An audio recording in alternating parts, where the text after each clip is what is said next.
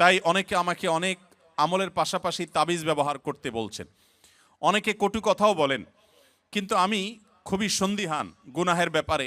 দয়া করে সঠিক তথ্য দিয়ে সহযোগিতা করবেন।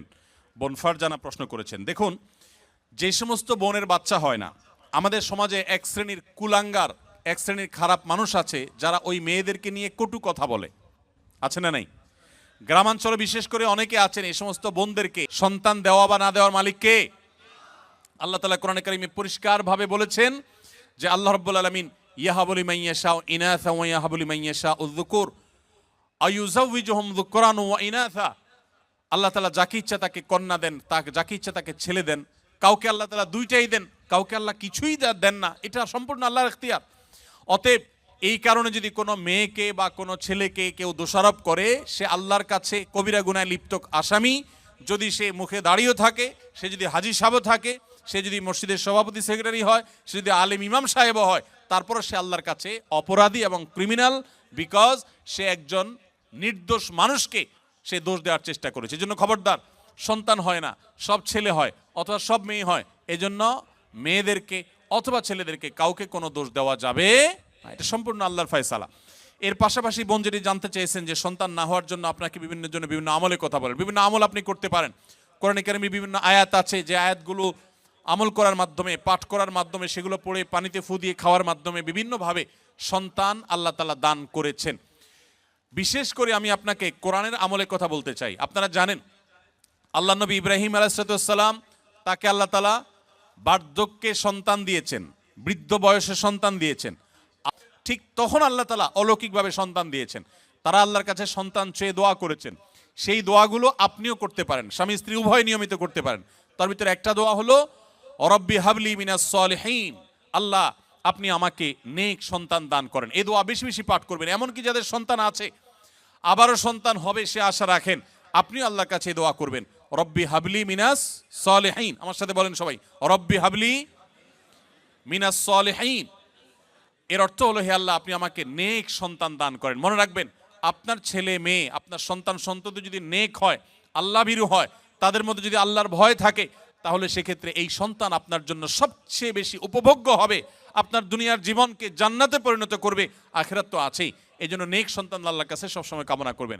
সন্তান যদি অমানুষ হয়, এর চাইতে বড় দুর্ভাগ্যের আর কিছু হতে। আমি জাপানে গিয়েছি, সেখানে দেখেছি, এখানকার কালচারও আপনারা আমার চাইতে আরো ভালো জানেন। অনেকেই আছেন একটা কুকুর সাথে নিয়ে তাদের দিন যাপন করে, আছে না নাই? আপনাদের চোখের একমাত্র পথ তাদেরকে মুসলমান বানানো, আল্লাহ ভীরু বানানো। আপনি যদি তাদেরকে বিজ্ঞানী বানান, সায়েন্টিস্ট বানান, আপনি তাদেরকে শিক্ষিত বানান, বড় ব্যবসায়ী বানান, বড় পদাধিকারী বানান, কিন্তু ঈমান শিখান নাই, তাওহীদ শিখান নাই, তাকওয়া শিখান নাই, ইসলাম শিখান নাই, আমি শপথ করে বলতে পারি আপনার এই সন্তান আপনার বিপদের কারণ হওয়ার সমূহ সম্ভাবনা আছে। এই জন্য সন্তান নেক হোক আমরা সবাই চাই কি চাই না বলেন? তাহলে দোয়া করতে হবে।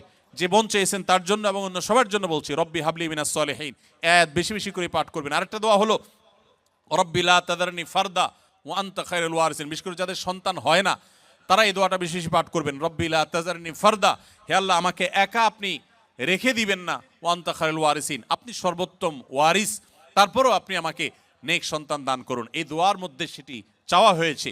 অতএব রব্বি লা তাজারনি ফারদা ওয়া আনতা খায়রুল ওয়ারিসিন, এই দোয়া পাঠ করবেন ইনশাআল্লাহ তাআলা। এর বাইরেও আরো বহু দোয়া আছে, রব্বি হাবলি মিন লাদুনকা যুররিয়াতান তাইয়্যিবা, রব্বি হাবলি মিন লাদুনকা যুররিয়াতান তাইয়্যিবা, আল্লাহ আপনার পক্ষ থেকে আপনি আমাকে পবিত্র এবং ভালো সন্তান দান করেন, ইন্নাকা সামিউদ দুআ, আপনি দোয়া শ্রবণকারী। আমি আমার জীবনে বুঝজ্ঞান হয়েছে থেকে নিয়ে একটি দোয়া ছাড়ি নাই, রব্বানা হাবলানা মিন আজওয়াজিনা ওয়া যুররিয়াতিনা কুররাতা আয়ুন ওয়াজআলনা লিল মুত্তাকিনা ইমামা। সূরা ফুরকান আয়াত নম্বর 74, 74 আয়াত নম্বর। সূরার নাম হলো সূরা আল ফুরকান। এই আয়াতে যে দোয়া আছে, এখানে যারা অবিবাহিত আছেন তারা এই দোয়া এখন থেকে পাঠ করতে পারেন। আল্লাহ তাআলা নেক বা ভালো স্ত্রী যদি জীবনে না দেন, তো আপনার জীবনে অনেক কিছু হওয়ার পরও সুখ শান্তি আপনি পাবেন না। সো নেক স্ত্রী এবং মেয়েদের জন্য নেক স্বামী, এই উভয় পক্ষের জন্য একই দোয়া, কমন দোয়া, আপনারা দোয়াটা পড়তে পারেন নেক সন্তানের জন্য। আমি যে বোন দোয়া চেয়েছেন, পরামর্শ চেয়েছেন, তাকে বলবো এই দোয়াগুলো আপনি বেশি বেশি পড়বেন। সূরা ফুরকানের 74 নম্বর আয়াত, এর বাইরে আরো 3টা দোয়া পড়েছি, রব্বি হাবলি মিনাস সলিহিন, রব্বি লা তাজারনি ফারদা ওয়া আনতা খায়রুল ওয়ারিসিন, রব্বি হাবলি মিন লাদুনকা যুররিয়াতান তাইয়্যিবা ইন্নাকা সামিউদ দুআ। এই 4টি দোয়া নিয়মিত পড়বেন, ইনশাআল্লাহ সন্তানহীনতার কষ্ট দূর হবে।